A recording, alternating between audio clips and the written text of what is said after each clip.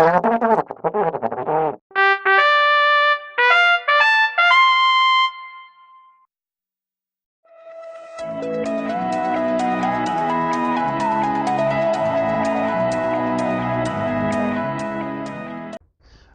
tonight's episode is going to be a little bit different because I'm doing it in honor of my first DMCA takedown. Yay!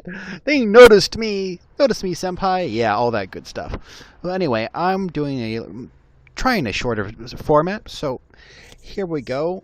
I'm going to be reading news articles around the world that have caught my attention because some of them are just freaking, oh my good lord.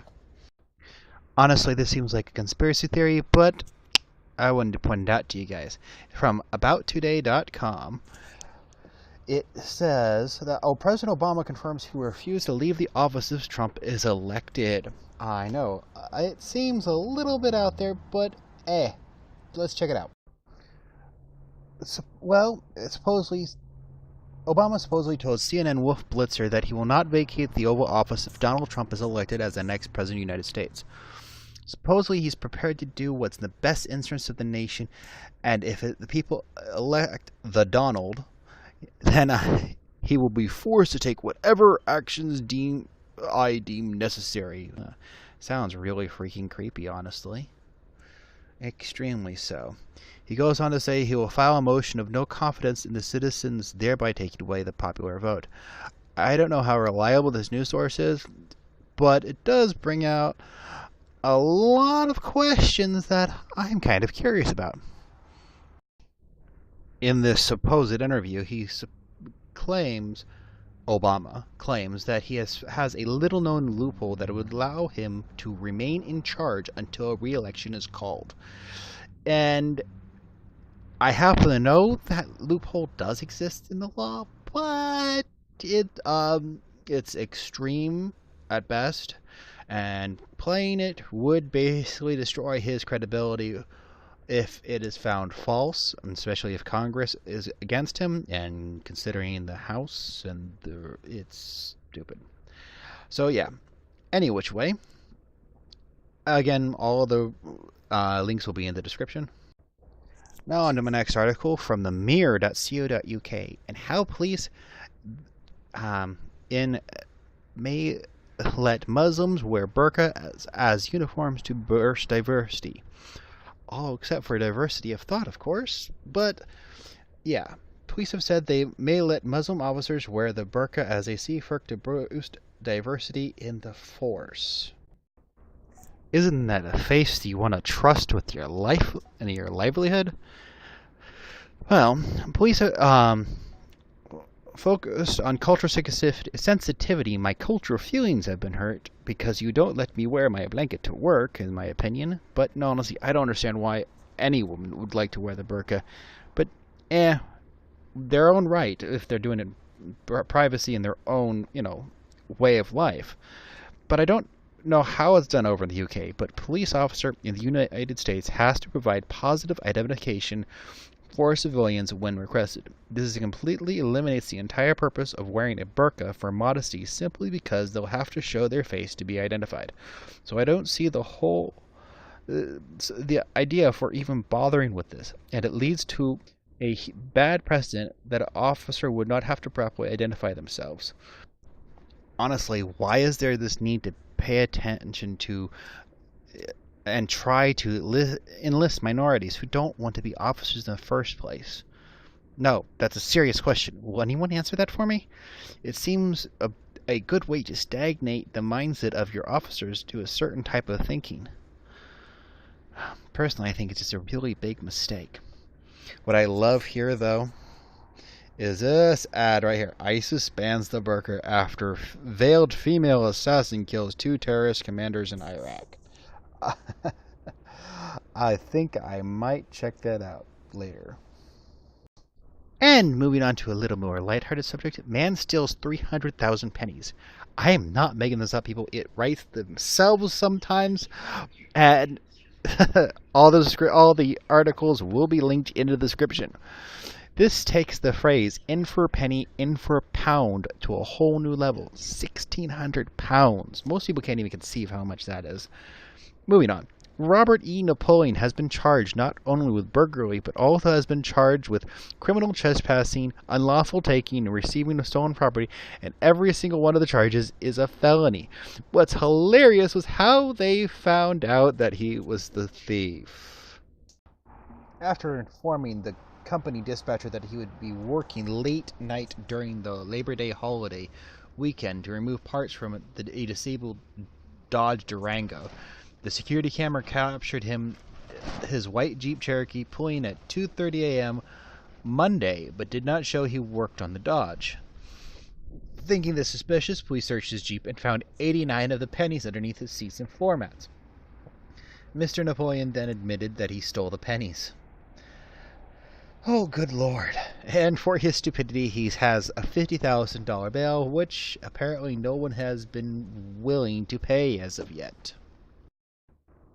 After those somewhat serious stories, especially the last one with the pennies, the copper really took him down. Oh, I'm sorry for that one. Oh, that one was even worse than the other ones. I decided to bring some more stupid news to your life. India's government is now shaming people into using toilets. And this is from the Washington Post, ladies and gentlemen. Yes, our wonderful Washington Post that's so spectacularly, well, stupid. Yes, ladies and gentlemen, they're using the time-honored tradition of public shaming to get people to do what they want. And they not only are they doing it on their own time, but they're also using kids to do it with them. Yay, isn't that wonderful? I'm seriously not that creative to actually make this crap up. Oh, that was horrible. Here a few minutes ago as such. You may have a smartphone in hand, but you still squat on the train tracks. And, Uncle, you wear a tie around your neck and shoes on your feet, but you still defecate in the open. What kind of progress is this? And they also show children making fun of men who buy flat-screen TVs, refrigerators, and motorcycles, but don't use it to it. What's funny is the overreaching tagline for the entire campaign is only the habits of using a toilet is a real progress. Correction, is real progress, yeah. Sorry, I just could not pass this up. Yeah, I know my humor circles the drain sometimes, but you don't have to be a little fleshed about it. Don't worry, I'm moving on. How can you tell when you're completely out of touch and really are ousted as a corrupt politician when even your voting base is starting to notice how corrupt you are? I'm not joking. Let's put it this way. Chelsea Clinton was basically is now another black spot against her mother's campaign, at least in this instance. Let's read on. College progressives at Penn State were not happy at the steep entry price to a Conversation with Chelsea event featuring their former first daughter, Chelsea Clinton, the least successful member of the Clinton political dynasty. I can tell somebody doesn't like Clintons. Somebody else, at least. The event, which took place Wednesday at State College, Pennsylvania, charged $500 per person, a $1,000 donation for a photo, yes, a donation, and $2,700 for attendees who would be granted a special reception with a guest of honor. So you could actually talk to her. No, you can't talk to her otherwise. No, she's too special. You gotta pay. But what a specific perverse joy I take from this is the second half of this quote from Ethan Paul. It's particularly deplorable that a $2,700 donation, the legal limit, let that sink in for a minute, the legal limit gets a personal conversation with Mrs. Clinton. Basically, it says I have to be in your pocket before I will even talk to you. What does that say? Seriously, what message does that put across? And tonight, ladies and gentlemen, I'm going to end on an article that would make even a Harambe be proud. Italy's Supreme Court rules that masturbation in public is not a criminal offense. I wish I was making this one up. And I know some of you are laughing in the background when I actually said you have to read this article all the way through, so I'm going to pause it so I can get the meat out of it. Okay, I am really going to burn for that one. Okay, after going through it for a couple of moments, I can tell you for sure that this is just a big middle finger to any type of conservative thought, especially the Vatican. Yeah, they're just basically giving the big finger to the Vatican, saying, yeah, we don't like your sensibilities, we don't want you around. And, well, that's just really messed up considering the Vatican's been there for, like, well, over 1,000 years, if I remember right. But apparently, Italy did not want to be left behind in the madness of social debauchery and of it headlong charging off the cliff that the rest of the world seems to be intent on. There are some cases that have raised eyebrows in the recent years, like the one with the Swedish man caught masturbating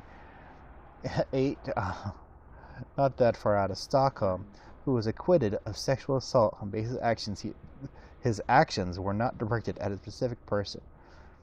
It goes on talking about different laws around the world about masturbation, but I think this is beating a dead horse. Oh wow, I'm gonna burn for that one for sure. So, this evening I shall wish you good night, God bless, keep safe, stay sane, and remember, YouTubing is a fine pastime to express yourself, but remember, wash your hands afterwards.